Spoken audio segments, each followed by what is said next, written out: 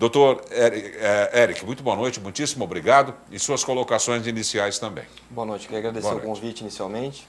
Esse tema é um tema bastante prazeroso para mim, porque eu iniciei na adolescência os meus estudos sobre alimentação pela macromicrobiótica, né? E é uma alimentação que ela tem muito a agregar se a gente souber utilizar de uma forma adequada. E é interessante que a gente pensa muito na alimentação como suprindo todas as nossas necessidades. Mas é importante que a gente olhe também o que o organismo nosso consegue fazer com o alimento, o nutriente que entrou no corpo. Então, nessa avaliação sempre que a gente acaba fazendo como médico, é importante não só avaliar o alimento, mas também como é que o indivíduo responde à utilização desse alimento. Então, nesse conjunto, a gente consegue avaliar a saúde, independente da forma de se alimentar da pessoa. Sendo macrobiótico, vegetariano, uma pessoa que come carne, qualquer um desses indivíduos pode estar sujeito a deficiências e pode ter uma série de benefícios com a alimentação escolhida. Então, é interessante que nesse programa a gente possa falar um pouco mais sobre essas possibilidades de alimentação e entender um pouco mais o que o organismo pode fazer com o alimento que chegou até ele. O tema aparentemente pode ser difícil. Nossa, macrobiótico, que nem é mais. Nós temos que falar toda hora para a gente ir aprendendo. É macrobiótico. Mas quem conhece? Então vamos começar explicando isso? Agora o painel está aberto, viu? Não é essa sequência aqui, que aqui não é vestibular não, hein? Então um pode começar, o outro complementa. Fiquem à vontade, tá bom? Por que não é mais macrobiótica? Então, como eu estava dizendo, antigamente, quando foi feito, iniciou-se a macrobiótica, ela ficou muito associada a essa questão da coisa ampla, né? O que é macrobiótica? Vida longa, visão ampla da vida. Só que a nossa constituição não é apenas formada por macro coisas, né? Se você for ver o nosso organismo, ele é todo sustentado por trilhões de micro-organismos, né? Então, aí já vem uma questão conceitual básica, né? Não é os macros que nos sustentam, são micro-organismos. A nossa flora, fauna intestinal é responsável pela absorção dos nutrientes, transformação dos nutrientes. Papel, né?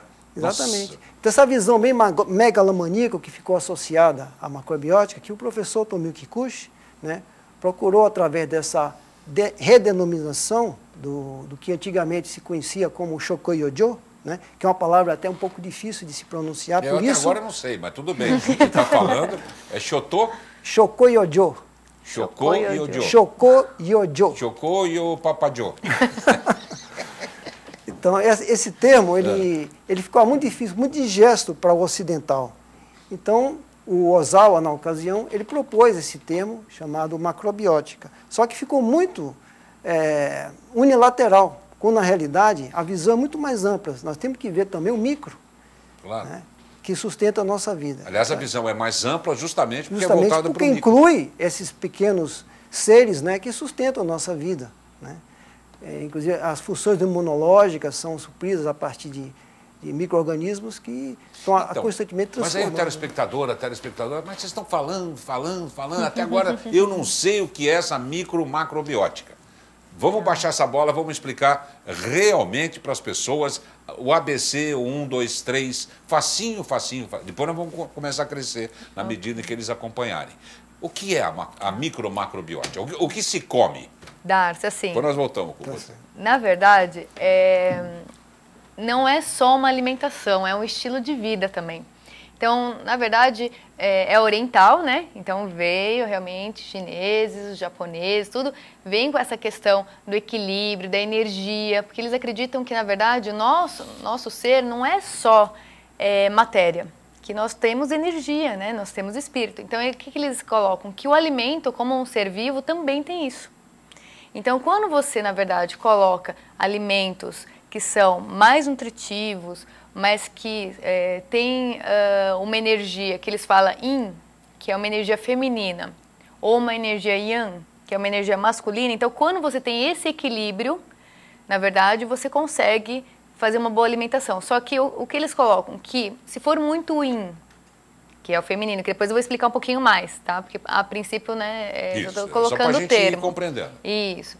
Então, assim, eles preferem, na verdade, usar os alimentos neutros, que são considerados neutros. Quais são os considerados neutros? Que não são nem muito yin, nem muito yang.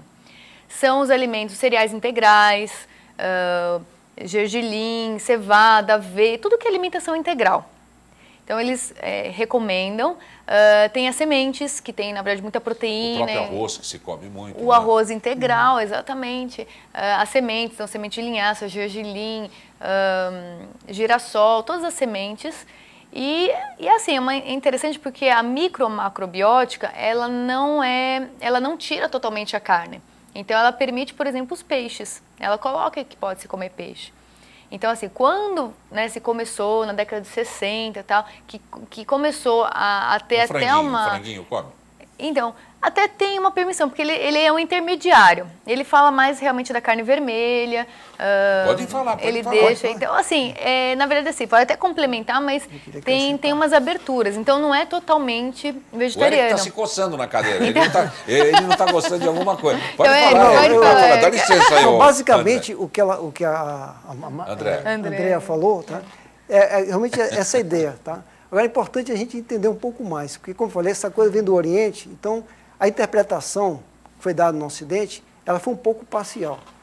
Então, primeira coisa, né? Não existe nada equilibrado. Essa coisa de equilíbrio... Eu falei o Eric, é o Hélio, né? Eu falei errado. O equilíbrio perfeito, o que está equilibrado está morto, parado. A vida é constantemente desequilibrado, né? Então, existe, sim, reequilíbrio dentro do desequilíbrio constante. Isso é importante, né? Não existe alimentação equilibrada. Isso é uma ilusão. Então, ele tem que perceber o seguinte, para entender melhor. Imagine um equilibrista que está caminhando sobre um fio. Ele constantemente está pendendo um para um dos lados. Perfeito. E ele procura compensar. A mesma coisa na alimentação.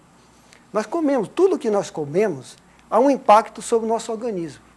Óbvio, tem alimentos que provocam menores ou maiores impactos. O impacto que um filé que você come, uma carne...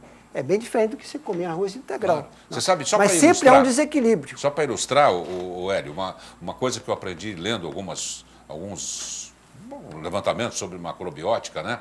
Que a gente deve beber os sólidos e mastigar os líquidos. Ou seja, mas Darcio, beber um sólido sabe por quê? Você vai mastigar tanto que vai se liquefazer e você vai beber o sólido. E o líquido, por mais líquido que seja, não é para que até dói o estômago, é para beber suavemente. É mais ou menos por aí, para evitar, além do conteúdo do que você está comendo, claro, não, o Hélio? Perfeitamente. Né? Então, esse é um aspecto, a questão de a gente achar que é comida equilibrada, isso não existe. Tá? Agora, como eu estava falando, a carne, você come a carne, né? Instintivamente, a pessoa vai sentir atração por coisas que ela falou, yin. A carne seria mais yang, coisa mais aceleradora, coisa mais quente. Mais máscula. Né? Então ela vai sentir atração por quê? Tomar uma cerveja, tomar uma fruta, né? Vai sentir essa atração. Vinho. Exatamente. Então isso é instintivo. O nosso organismo, ele sabe disso. Não precisa ensinar para ele, não precisa ensinar para você que você comer uma carne e vai sentir vontade de comer outra coisa. Então esse reequilíbrio, ele é instintivo. O que acontece é que nós, seres humanos modernos, nós estamos perdendo essa capacidade instintiva, né, de perceber o que nós precisamos. Um animal, ele sabe o que pode e o que não pode comer. O animal não come fora do horário. Exatamente. De jeito nenhum. Outra coisa, ele ficou doente, o animal, dá comida para o teu cachorro para saber se ele come. Ele não come, ele entra em jejum, porque ele vai procurar reequilibrar aquele desequilíbrio, né, que ocasionou. Agora, o que acontece? Até os animais estão perdendo esse instinto. Você começa a dar porcaria para os animais, ele vai perder essa sabedoria que nós trazemos originalmente. Então, esse sistema, essa escola que nós chamamos, né, a Escola de Autoeducação Vitalícia, nada mais é do que ensinar, procurar que as pessoas aprendam, reaprendam aquilo que elas esqueceram pelos hábitos, né, degeneradores do estilo de vida moderno da sociedade. Então, lá as pessoas aprendem, vão aprender a comer, vão aprender a preparar seus alimentos, vão aprender a mastigar, entendeu? Vão aprender a relacionar, dialogar com as pessoas normalmente, porque, como você mesmo falou, você sentar para comer prazerosamente ao lado da sua família, comendo um alimento que sua mulher carinhosamente preparou, porque ela percebeu, claro, né, que a família estava precisando daquilo. Com a sogrinha ali do lado. É bem diferente, exatamente. Envenenando a comida, não, aí não pode. Também faz parte, né? Doutor Érico, faz parte. Aí isso é que é autocontrole, isso é que é yin e yang, o resto é conversa. Doutor Érico. Bom, complementando o que o doutor André estava colocando aqui, para que o telespectador entenda um pouquinho mais como é que é a elaboração de uma dieta, entre aspas, macrobiótica, né? Devido parênteses aqui para a gente não falar dos aspectos filosóficos, mas só do aspecto ligado à constituição da dieta, a dieta macrobiótica ela tem vários níveis de elaboração de um cardápio. Um nível básico, que isso pode ser bastante flexível, ele é constituído basicamente pelo arroz integral. Então, cerca de 50% a 60% do que se come ao longo das 24 horas é formado por arroz integral. 20% um outro cereal integral, aveia, milho, trigo, centeio, cevada, painço e por aí vai. E os 20% restantes são divididos em feijões, verduras, geralmente cozidas, as frutas podem entrar cozidas também, gergelim e algumas sementes acabam entrando também. Então, essa dieta é predominantemente uma dieta vegetariana, porém, em algumas situações a gente acaba incluindo alimentos de origem animal, né, como as carnes, principalmente as brancas, no cardápio. Então, a dieta macrobiótica ela pode ser bastante flexível em algumas situações. E nesse contexto vai incluir também as condições de yin e de yang, pelas polaridades dos alimentos, do dia a dia, de como a pessoa se sente. Então, baseado nesse conhecimento, a pessoa vai recompor a alimentação dela ao longo do dia. Então, por exemplo, se o dia está mais quente, o calor é yang, ela pode utilizar na alimentação alimentos mais yin, como, por exemplo, a fruta, uma verdura pouco cozida, um pouco mais de líquido, ela vai compondo a alimentação de acordo com esses princípios. E dentro do conceito da macrobiótica, a gente vai encontrar vários fatores alimentares muito saudáveis. Então, o primeiro ponto é que a dieta é baseada em cereais integrais.